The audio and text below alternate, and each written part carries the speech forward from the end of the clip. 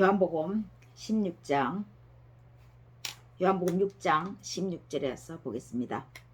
저물매 제자들이 바다에 내려가서 배를 타고 바다를 건너 가버나움으로 가는데 이미 어두웠고 예수는 아직 그들에게 오시지 아니하셨더니 큰 바람이 불어 파도가 일어나더라.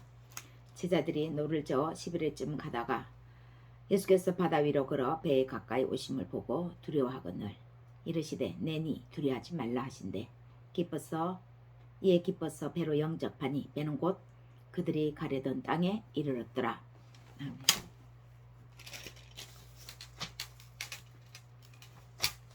한 주간도 평안하셨습니까? 오늘도 말씀이 선포될 때 우리 모두에게 하나님의 성령의 기름 부으심이 폭포수같이 임하시기를 예수님의 이름으로 축원합니다. 친구 사이나 또 사람들 사이에서 흔히 묻는 질문이 있습니다. 혈액형이 무엇이냐? 그런데 요즘은 대부분 이렇게 묻지 않고 MBTI가 뭐냐라고 묻습니다. 정신분석학자 카를 융 그의 심리 유형론을 토대로 만든 성격 유형 검사 도구입니다. MBTI는 사람이 어떤 대상이나 상황에 대해서 에너지 방향, 그 사람이 주로 에너지를 어디에다가 쏟는가, 인식 방법, 판단 방법, 그리고 생활 양식을 기준으로 어떤 것을 선호하는지를 설명해 줍니다. 이 검사를 통해서 사람을 좀 더 이해하고 공감하게 됩니다. 다른 사람이 나와는 다른 행동을 하거나 엉뚱하다고 생각을 하다가도 MBTI 성격 유형 검사를 들으면 훨씬 이해하는데 수월해집니다. 다른 말로 하면 아이덴티티, 정체성이라고 합니다. 도대체 이해가 안 갈 때에 너는 도대체 네 정체가 뭐냐? 그렇게 우리가 말을 많이 합니다. 바로 그 정체성입니다. 도대체 너는 어떻게 생겨먹은 사람이냐? 그 말이죠. 그만큼 상대방을 아느냐 모르느냐는 어찌 보면 하루를 어떻게 보내느냐와 밀접한 관계가 있습니다. 이 하루하루를 어떻게 보냈냐는 또 인생의 전반적인 그 사람의 인생 전체에 영향을 미치고 그 사람에 대해서 알게 됩니다. 인생의 전반적인 생활 양식이 상대방을 아느냐 모르느냐에 달려 있다고 해도 과언이 아닌 것입니다. 우리가 주로 하루 일과를 시작하면 사람을 만납니다. 가까운 사람이나 먼데 있는 사람이나.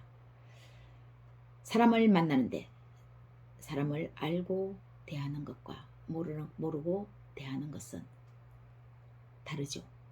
알고 대하면 거기에 대해서 준비할 수 있는 것입니다. 준비하면서 상대방을 이해하려고 공감하려고 이미 그 마음에서 작정하면서 만나는 것입니다.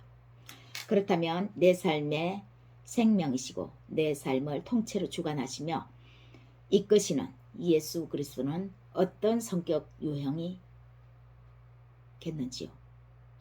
한마디로 예수님의 정체성이 무엇입니까? 도대체 예수님은 어떤 분인가? 성경 한 권을 요약하면 믿음, 소망, 사랑이 성경 속에서 유유히 흐르고 있는 것을 볼 수 있습니다. 믿음, 소망, 사랑이 성경 한 권에서 살아 숨쉬고 있는 것이죠. 구약은 믿음, 소망, 사랑이 현실로 나타나기를 기다리는 미래지향적인 책입니다. 반드시 실현될 것이라는 확신으로 믿음, 소망, 사랑을 하나님의 사람이 감동을 받아서 일관되게 기록하고 노래하고 또 그것을 삶에서 표현하는 그런 방식입니다. 이스라엘 백성들의 삶을 그리고 있는 책이 바로 구약이죠. 신약은 믿음, 소망, 사랑이 현실로 이루어진 것을 찬양합니다. 예수님이 이 땅에 오셨다는 것은 이미 하나님 나라가 임했다는 것입니다. 하나님 나라가 이루어졌다는 것입니다. 그 하나님 나라를 받아들이는 사람에 의해서 한해서만 그 하나님 나라가 보이는 거죠. 그 천국이 그들을 향해서 이루어지는 것입니다. 이루어졌지만 하나님 안에서 볼 때에만 그 눈이 열린다는 것입니다. 그리고 하늘 공생애를 마치고 하늘 보좌 우편으로 올라간 그 예수님은 궁극적으로 다시 최종적인 그 심판을 위해서 오실 것입니다. 그 오심을 또 노래하고 표현해서 기록한 것이 바로 신약인데, 그 궁극적인 소망을 향해서 가는 예수 믿는 사람들의 믿음의 발자취, 믿음, 소망, 사랑이 유유히 살아 숨쉬고 있습니다. 신약 성경에서도 똑같이 믿음, 소망, 사랑이 이 성경 한권 속에서 이루어졌지만 구약이 표현하는 것과 신약이 표현하는 것은 좀 다르죠. 오실 분을 기대하는 것과 오신 분을 믿음, 소망, 사랑 안에서 영접하며 살아가면서 최종적인 인간에게 심판을 위해서 오실 그 만날 궁극적인 예수님을 위해서 또다시 우리는 구원을 향해서, 그 구원의 마지막 완성을 향해서 나아가게 되는 것입니다. 예수님의 MBTI는 믿음, 소망, 사랑입니다. 즉 예수님의 성격 유행 검사를 하면 이 세 가지가 예수님 안에서 유유히 생명의 강이 흐르듯이 흐르고 있다는 것입니다. 예수님을 누구든지 영접하는 사람은 믿음, 소망, 사랑이 자연스럽게 그 안에서 형성되는 것입니다. 이 세 가지 믿음, 소망, 사랑, 이 세 가지는 이 땅 우리가 사는 곳에서는 찾을 수 없는 것입니다. MBTI 검사에서도 나오지 않는 것이죠. 하늘의 것이니까요. 믿음, 소망, 사랑은요. 하늘의 사고방식입니다. 믿음, 소망, 사랑, 이 세 가지는 요한복음 8장에서 말씀합니다. 한 알의 밀이 땅에 떨어져 죽지 아니하면 한 알 그대로 있고 죽으면 많은 열매를 맺으리라. 결국 믿음, 소망, 이 사랑, 이 세 가지는 하늘의 것인데 예수님이 땅에 낮을 대로 낮아져서 자기 자신을 죽음에 이르게 함으로써 이 땅에 심어진 것이 바로 믿음, 소망, 사랑입니다. 그 하늘의 것을 바로 우리에게 가지고 오신 것입니다. 이 믿음, 소망, 사랑 안에서 하나님의 의가 우리 안에서 이루어지는 것이죠. 하늘부터 이 땅에 사람의 몸을 입고 사람으로 낮아져 태어나 최후에는 자신의 몸을 죽음에 이르도록 하신 예수님이 결국 하늘의 것인, 하늘의 양식인 이 세 가지 믿음, 소망, 사랑을 우리에게 가져다 주셨습니다. 그래서 예수님은 일상의 우리의 평범한 삶의 역사이기도 하지만 때로는 평범한 우리의 삶의 기적을 일으키기도 합니다. 그래서 기독교는 평범하지만 기적의 역사의 기독교입니다. 바다가 늘 잔잔하기만 하지 않듯이, 또 바다가 늘 비바람 몰아치는 거센 파도만 일으키지 않듯이 평범한 바다, 잔잔한 호수 같은 바다, 요요히 아무 말 없이 흐르지 않는 듯 흐르는 바다는 아무 폭풍우가 파도가 치지 않으면 고요하게 그대로 있는 것 같죠. 그러나 그 고요함 속에서도 흐르지 않는 것 같으면서도 요요히 흐르고 있다는 것입니다. 바다는요. 그래서 언젠가는 그 목적지에 다다라는 것처럼 우리의 인생인 삶도 예수님은 잔잔한 호수같이 늘 함께 하시지만 가끔 하늘의 뜻을 크게 행사하는 시간에는 어떤 공간을 도구 삼아서 기적을 행하십니다. 그래서 성경에서는 기적을 행하시는 예수님의 기록이 자주자주 등장합니다. 평범함과 기적, 이 두 가지가 다 예수님의 정체성입니다. 때로는 잔잔한 호수같이 흐르는 평범한 바다도 예수님이 우리와 함께 하는 것이고요. 폭풍우같이 거센 파도를 일으키면서 그 폭풍우를 잠잠케 하시는 기적을 일으키는 이런 바다의 모습도 바로 예수님의 정체성입니다. 이 예수님의 정체성에는 바로 믿음, 소망, 사랑 이 세 가지가 다 함께 어우러져서 우리에게도 흐르는 것입니다. 갈릴리 바다가 오늘 예수님의 기적의 장면에서 나옵니다. 갈릴리 바다에서 얼마 떨어지지 않는 한 30분 정도 가면 가브나움은 예수님이 전도를 본격적으로 하신 전도의 중심지입니다. 갈릴리 바다에서 30분 정도 갈 수 있는 가브나움. 제자들의 목적지가 가브나움이죠. 오늘 목적지를 보면 예수님은 제자들과 함께 많은 무리를 가르치고 먹였습니다. 오늘 읽은 본문 위에 오병이어의 기적이 나옵니다. 거기에서 많은 무리를 예수님은 가르치고 전도하면서 그리고 마지막에 그들이 갈 때에는 먹을 것이 있는지 없는지를 살폈습니다. 그리고 먹을 것이 없으면 그들이 기진맥진할까봐 걱정하셨죠. 쓰러질까봐요. 그런 후라 제자들과 함께 조용히 예배하려고 예수님은 많이 활동하셨던 그 전도의 중심지 가브나움으로 가려고 하지 않았나 싶습니다. 하나님을 예배하려고요. 가브나움에 갔어요. 가브나움은 이 이름에 위로의 뜻이 담겨져 있습니다. 그래서 가브나움을 지칭할 때는 자비의 마을, 위로의 마을이라고도 합니다.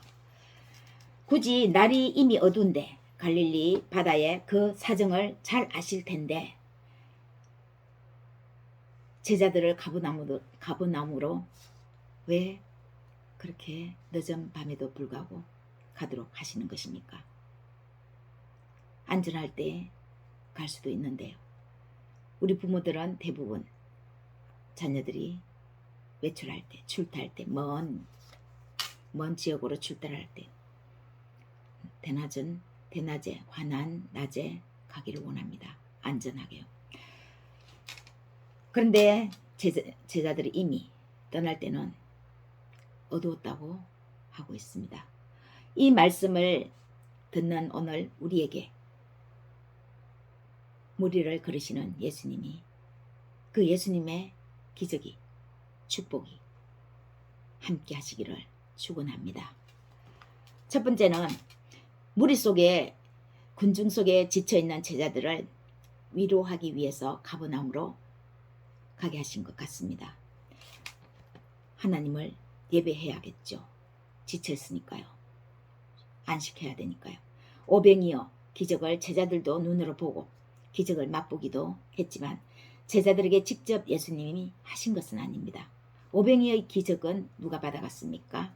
무리들이 받아갔습니다.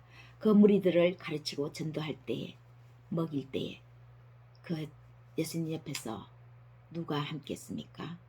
제자들이 예수님을 도와서 함께 했습니다. 예수님 곁에는 하루 종일 기진맥진하며 함께한 제자들이 있었습니다. 예수님은 무리도 중요했지만 제자들 몹시 중요했습니다. 전도되어 들어오는 교회에 새로 들어오는 입교자도 중요하지만 매일 동고동락하며 함께 돕고 먹고 마시는 제자들도 그 안에 있는 이미 하나님의 자녀된 사람들도 중요한 것이죠. 기진맥진하며 하면서 가다가 쓰러질 수 있는 사람은 무리뿐만이 아니었습니다. 제자들도 마찬가지였습니다. 예수님은 생각하셨을 것입니다. 이러다가 제자들이 지쳐서 쓰러지겠군. 새로 입교되어 들어오는 그런 입교자도 먹여야겠지만 당신과 늘 함께 고생하며 먹고 마시는 이 사람들도 예수님은 너무나 중요했습니다. 가브나움으로 건너가서 하나님을 예배하며 안식을 얻도록 해야겠구나. 최고의 안식처는 예수님 그 자체입니다. 예수님이 계신 곳이면 그곳이 바로 안식하는 곳이죠. 그래서 예수님은 바리새인들에게 강조하지 않았습니까? 안식일이 사람을 위하여 있는 것이지 사람이 안식일을 위하여 있는 것이 아니다. 바리새인들은 하나님을 예배하며 하나님께 예배만 드리면 그들 표현으로 안식한다고 안식일을 지킨다고 생각하겠지만 그것으로 안식을 얻는 것은 아니죠. 안식은 예수님과 함께하는 그 자체가 이미 안식입니다. 그래서 예수님을 모시는 그곳에는 어느 시간이든 어느 곳이든 우리가 안식할 수 있는 것입니다. 그런데 공동체에서 더욱더 하나님은 합심해서 서로가 서로를 도우면서 공동체가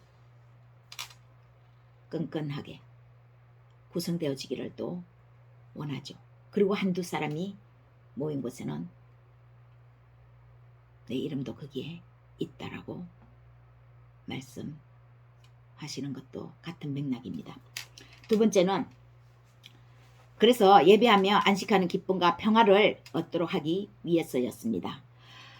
두 번째는 그 위로와 평화를 예수님이 일으키시는 기적으로 얻게 하시기 위해서였습니다. 평범한 바다, 우리는 이 평범함이 더 예수 믿을 때 더 많습니다. 평범한 날이요. 그런데 평범한 것이 그렇게 감사한지 잘 모를 때가 있습니다. 못 느낍니다. 오늘도 무슨 일 없이 아무 기적도 없이 지나갔네. 내한테 기적이 일어나야 되는데 그렇게 사람들은 대부분은 생각하죠. 그러나 평범함이 바로 곧 은혜입니다. 평범하지 않으면 사건, 사고가 여기저기서 터지죠. 평범하게 그냥 지나가는 것도 하나님의 은혜고 하나님이 함께 하시기 때문에 우리가 평범한 일상을 잘 누릴 수 있는 것입니다. 이렇게 평범한 속에서도 예수님이 계시지만 예수님이 계시다는 것을 특별히 나타낼 때가 있다는 거죠. 바로 기적입니다. 그것이. 그래서 평범한 바다에서는 잔잔한 호수에서는 기적을 맛볼 수 없는데 그 잔잔한 호수가 어느 날 폭풍같이 거센 파도가 일어나면 사람들이 왕래할 수 없습니다. 백길도 막힙니다. 그래서 그 바다를 잠잠하게도 하고 또 잔잔한 바다 위에 무리를 걸으시는 예수님을 보면서 어떻게 저런 일이 있을 수 있지? 그래서 기적을 맛보는 것입니다. 평범한 바다 속에서 때로는 기적을 일으키는데 바로 평범함을 넘어서 오늘은 이 기적을 예수님은 제자들에게 보여주시기 위함이셨습니다. 오병이어의 기적과 같은 하늘의 기적을 이제 고생하면서 기진맥진한 제자들에게도 따로 주시기 위해서입니다. 오병이어의 기적은 무리들에게 줬기 때문에 줬기 때문에 또 그들이 먹었기 때문에 제자들이 직접 받은 것은 아닙니다. 간접적인 체험이죠. 그러나 언제까지나 간접적인 체험만 할 수 있겠습니까? 그 직접적인 하늘의 그 기적, 예수님의 그 기적이 내 안에서도 우리 안에서도 여러분 안에서도 일어나야 하는 것입니다. 우리를 먹이는데 늘 함께 했던 제자들입니다. 무리를 먹이는데 늘 함께 했던 제자들입니다. 제자들에게 특별히 예수님은 하늘의 기적을 보여줌으로써 다시 한번 예수님이 누구신지를 확신하도록 의심하지 않도록 위로하시는 방법을 택하셨습니다. 힘내. 하나님 나라는 바로 이러한 것이. 너희들에게 하나님 나라가 나타나지 않는 것이 아니라 평범한 속에서 항상 하나님 나라는 너희 안에서 이루어지고 있었어. 그러나 이 기적을 보여 나타냄으로써 하늘나라가 이루어지고 있다는 것을 내가 밖으로 지금 드러내는 것 뿐이야. 이 말씀이죠. 그리고 세 번째는 삶의 평범한 일상에도 큰 폭풍 같은 파도에도 늘 함께 언제 은혜 두고 함께 하시고 계시다는 것을 나타내시면서 위로하고자 하심이었습니다. 똑같죠. 비슷한 맥락이죠. 평범한 바다에서도 이 기적을 보여줌으로 인해서 폭풍을 잠잠하게 하고 또 예수님이 무리를 그러심으로 말미암아 이 기적도 일어났지만 평소에 너희들의 그 평범한 삶에도 내가 늘 언제나 함께하고 있었어. 너희들은 잘 몰랐지만 그 말씀입니다. 분명한 목적, 특히 하나님이 기뻐하시는 하나님을 예배하며 안식을 얻고자 하는 그 목적 때문에 그들은 가고 있는데 다가올 환경을 의식하지 않았습니다. 환경을 의식했다면 제자들은 출발하지 못합니다. 떠나지 못할 것입니다. 그러나 목적이 너무나 분명하면 그 목적이 너무나 크면 가다가 만날 환경 이것은 그 목적 속에 숨어버립니다. 감추어집니다. 그것이 환경 속에서 나타날 위험이 생각하지 않습니다.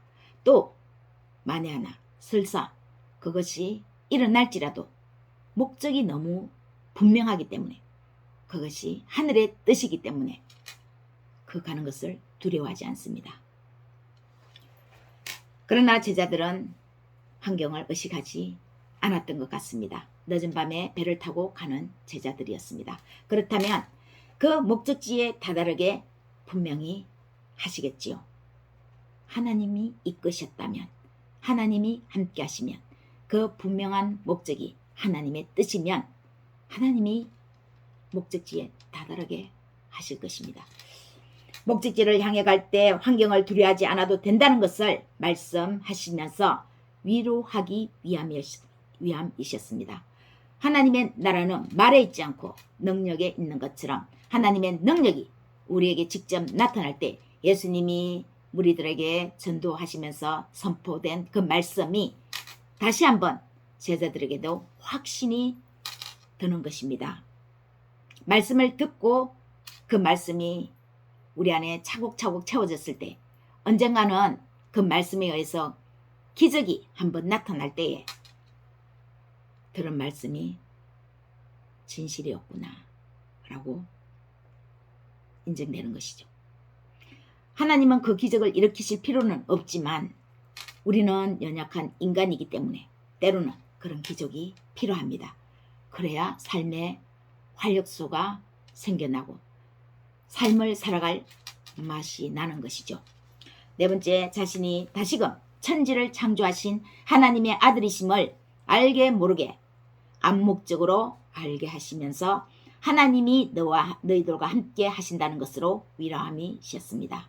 예수님은 앞에서도 마찬가지로 자신의 기적을 나타낼 필요는 없지만 자신이 여전히 하나님이시라는 것을 하나님의 아들로서 이 땅에서 행하고 있다는 것을 그들에게 나타내신 것입니다. 천지 창조를 하실 때 바로 그 하나님 곁에 나도 있었다. 바로 그분이 바로 나다. 이렇게 말하는 것과 같습니다. 사랑하는 믿음의 형제, 자매 여러분, 예수님은 우리의 삶의 전부입니다. 삶 그 자체입니다. 이 삶에는 평범한 일상이 더 많습니다. 그러나 때로는 가끔 기적도 일어납니다. 그 기적의 시간은 우리는 잘 알 수 없습니다. 그 장소도 우리는 잘 알지 못합니다. 어느 때 어느 곳에서 일으키실지는 하나님의 비밀에 감춰져 있는 부분입니다. 이것이 바로 신학적으로는 하나님의 주권이라고 하죠. 시와 장소 그것은 알지 못합니다.